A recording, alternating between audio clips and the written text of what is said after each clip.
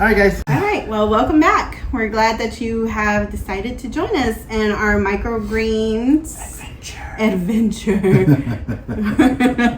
Okay, so we are not experts. We did some of our research, but we are not 100% sure. So what you're going to do is you're going to come along for the ride. Yeah. Practically learning together. We're going to learn together. Learn from our mistakes. Yes. So what we're going to do is we're going to go ahead and grow these out. And we'll record, right? Yes, we'll record our progress. We're going to record ourselves showing you how we did these microgreens. Yes. There's two different types of microgreens we're going to grow or attempt to grow this cycle. I'm sorry, my cat's on the table. Kitty's on the table. She wants to see what's... Hi, Kitty. So nosy. She is so nosy. Oh, she found a bed. She's she's just gonna sit right there. Okay, Kitty, you can just sit there. All right, so what we're gonna grow today and our microgreens is going to be broccoli and salad greens, right? Yes. And they both came from True Leaf. Yeah. True Leaf Market. Yep. What we got? Yep. This is our broccoli little pack, and this is our salad green mix. Yep. That big packet. All right. So, come on in. Yeah. Come on in. We are gonna start off with our broccoli seeds, and we're gonna zero out our scale. The recommended grams per flat is 20 grams. And since we're doing half a flat, we're gonna do 10 grams of each. So 10 grams of broccoli for right now. So since we zeroed it out, now let's throw the weight in. That's good enough government work. So now that we got our grams,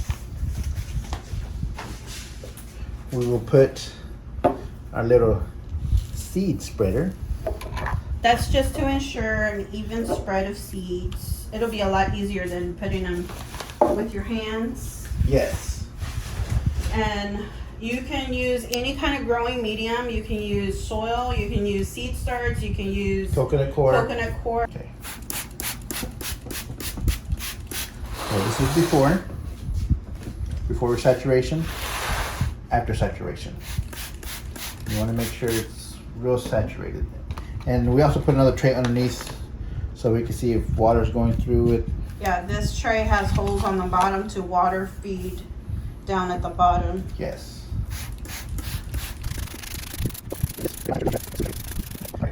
Now, our little seeds. You want to evenly distribute the seeds throughout the whole entire tray. Just to make sure that we get even growth all over. Don't want to just dump them all in one spot. Yeah, Nina wouldn't let me do that. I told her it would be easier,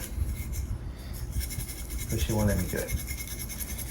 It looks like it's a lot of seeds, but you gotta remember a lot of them won't germinate. Well, not a lot. Some of them won't germinate.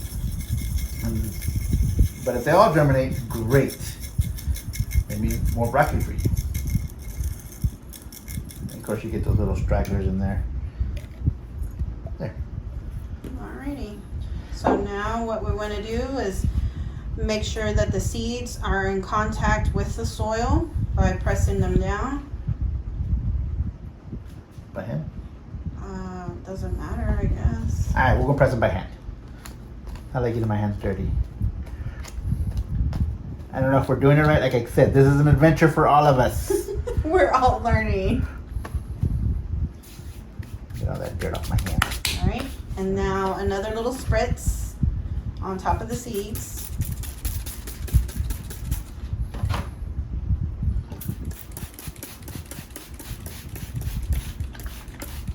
Alright. And then we're gonna keep them in the dark for 3 days.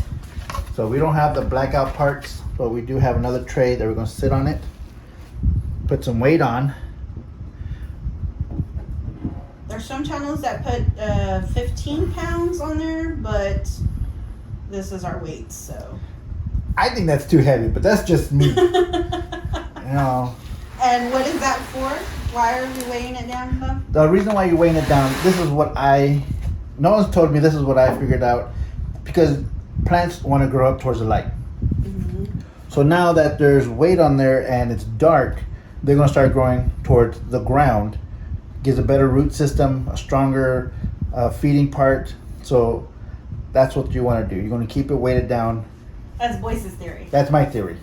All right, and you can't forget your Marking. So we're actually little marker. We're going to leave it on top here because there's nowhere to put it yet.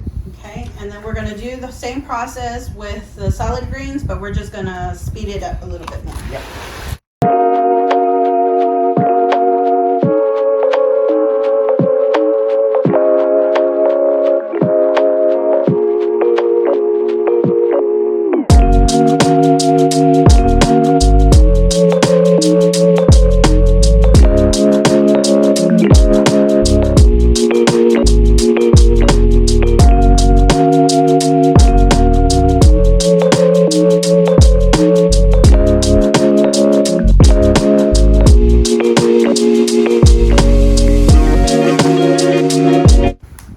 So now we're just going to go ahead and leave it on here for 3 days, sitting on the blackout, which we're going to turn off the lights, and we'll bring you back.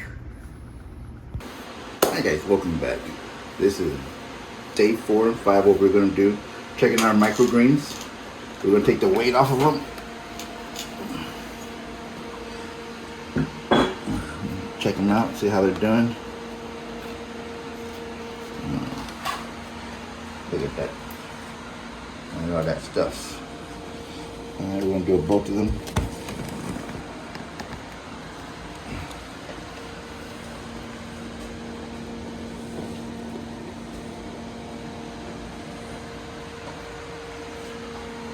What I'm going to do is make sure that we put water on the bottom of the tray.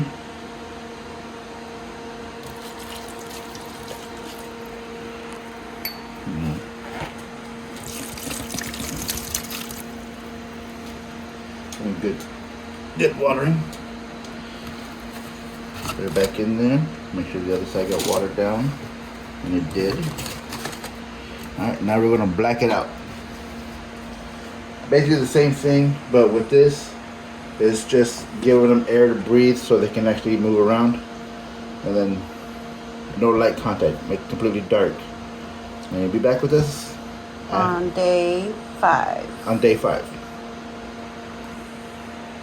Alright, so now we're going to do the blackout. So what we're going to do is get another bottom tray with no holes, and we're just going to flip it upside down and put it right on top. Alright.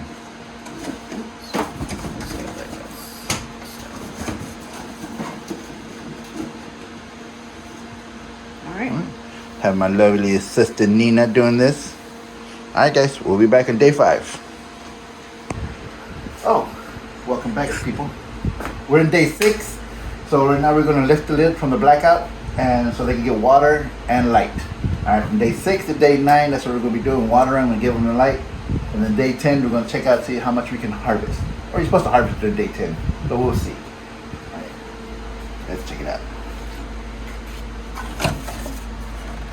Oh my Jesus, it's like a forest. Alright guys, you see how they're yellow and everything else? That's normal. That's because of the lack of light. And once the light get in there, they get photosynthesis. That's what the plants do. They turn green and hardier. So this is going to be fun to see. Now you're going to check it, see if it needs to be watered. Let's check this one. It has a little weight to it. It's still a little moist, which is good. We're still going to water it anyways, just because it's the best thing to do. Make sure everything stays watered, good to go. You water as needed? Water as needed, yes. You don't want to create a mold? Yeah. Because that's bad. What she said. But like the bottom tray is completely empty. You still feel a little weight in there. So you can wait another day or so before you water. I personally don't like that, because I like to have a little bit of water just in case, you know, it's hot here in Texas. And right now we're at 98 degrees right now, and it's still before noon. So yeah. So we're gonna water them and come back the next day, water them again, see if they need it. Make sure the light stays on 24/7 for them. And then on day 9 we'll be back, or day 10 we'll be back to show you what we're gonna harvest. Okay, one side's supposed to be salad mix. Salad mix and the broccoli. other side is supposed to be broccoli. Yep. And when are we coming back, babe? We'll come back in day 10. Yeah. So we're back here. It's day 11. Yesterday was supposed to be our harvest day, but the day got away from me. That's the good thing about these microgreens. You can give it a day or two after until you harvest it. It still be good. So you can see how lush and fluffy it is. Now we get to harvest them. Which ones are this ones? These right here, if I'm not mistaken, is the broccoli. Mm-hmm. And this is the salad green greens. mix. Yep. Yeah. So we got a fancy little knife. We're gonna harvest it and we're gonna put it inside these bowls. All right. We're gonna try to get a good chunk of it with your hands. Try not to waste any. And just A nice sharp knife would be best. will be recommended. Mm-hmm. You're gonna lose some, which is fine.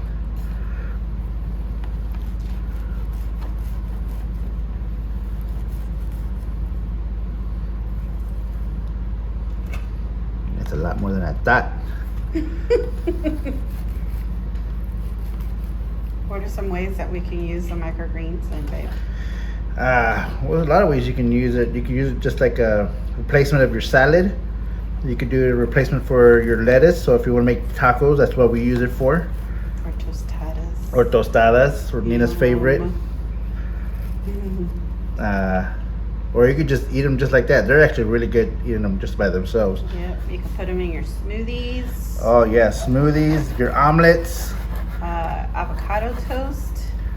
Okay, so you get a toast, you get some avocado, smash it up, put it on your toast, and then fry yourself up an egg over medium, or if you like it runny, then sunny side up, and then boom, just put some of them microgreens on top. You got a nice healthy breakfast. Get the little stragglers they're trying to hide. Yeah. It's not too bad. Show the bowl, baby. How much we got? Yeah, how much we got just out of that one little thing. Yep. And then we got some that we lost, just fine. Now it's time for these right here. I'm curious to know what are we gonna try next. What other microgreens we're gonna try.